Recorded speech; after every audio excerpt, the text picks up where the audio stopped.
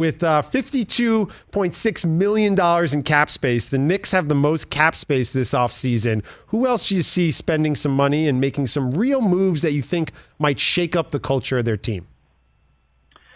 Yeah, I mean, a lot of eyes on the Knicks because they have this unexpected breakthrough season, overachieved by a lot, and that's to their credit. But they also did it in a way where you look at the roster and you're not sure how sustainable it is because it's not like it was a lot of talent. So you credit them for how much they got out of what limited talent they had, but now you've even raised the bar that much more and the expectations that much more for what comes next.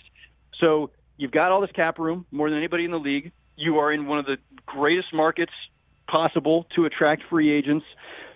Can you overcome, was it enough in 1 year under Tibbs and Leon Rose to overcome the years and in fact decades of infamy and free agents actively avoiding that franchise? Do people feel better about them now enough to take the money? But the other problem is a more fundamental one, which is, okay, let's say that this is a great destination now, the Knicks, and free agents want to come. There's just not a lot at the top tier to attract.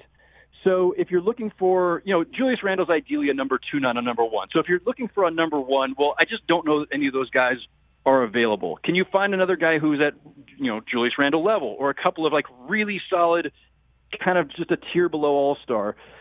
And there are good players available, but this is not a great year for free agency. So their cap room, they either have to decide to roll it over to next year and reserve some of that for when you might get a crack at some bigger stars, or you're going short term, going on 1 year deals with guys. Or there are other creative ways to use it, right? You can make uneven trades and absorb guys into cap room. But again, who's available? Is Dame Lillard going to become available? As of now, still doesn't look like it. Bradley Beal, all indications are that he's staying put. And so, I don't know who they get at this point. Then you asked, who else is going to make a big splash? I mean, the Lakers already have in making that agreed upon deal for Westbrook. I'm not sure I'm convinced that that's a deal that moves them forward, but it's certainly a flashy deal. Howard Beck joins the show, Sports Illustrated, and an early frontrunner on NBA journalist Survivor. We were talking about another team that's got some cap space this year, $33.5 million worth, are the Dallas Mavericks. And everybody on this show loves Luka. They're on the Luka 77 diet of beige food and cigarettes. What do you think the Mavericks do around Luka?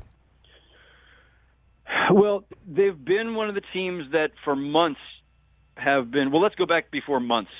Oh, if you roll back the calendar for a year, they were a team that was positioning themselves to try to chase Giannis. Before Giannis had signed the max extension, Dallas, Miami, Toronto, those were all teams that were hoping to put themselves in position to steal Giannis.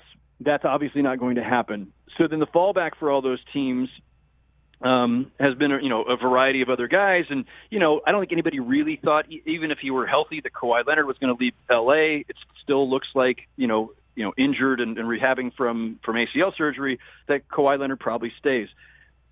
And would you want to sign a guy that you thought was probably missing the entire season anyway? So for the Mavericks, Kyle Lowry would be a phenomenal addition. All indications in the last 24 to 48 hours are that Miami is positioning itself to be in position to grab Lowry, and nothing's certain until it happens. But if they get him, again, now the Mavericks are in a position where where else do you go? You probably re-sign Tim Hardaway Jr. He's become very important for them. They need help up front. Are they a destination for somebody like a Rashawn Holmes?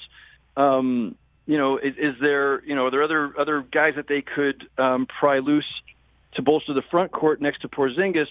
But they do need another playmaker. Like, so much is in Luka's hands, and that's generally a good thing. Luka does a lot of great things with the ball in his hands, scoring and playmaking. But you need to give him a little bit of relief. And so, if not Lowry, maybe they're a Spencer Dinwiddie destination. Maybe they find their way into the Lonzo Ball discussions. Mike Conley, if he were to leave Utah, but nobody believes that's going to happen. So I do think that's probably top of the list, though, for them, is another playmaker to relieve some of the burden on Luka. Hey, you watched all the way to the end. Thanks for that. Watch more right here.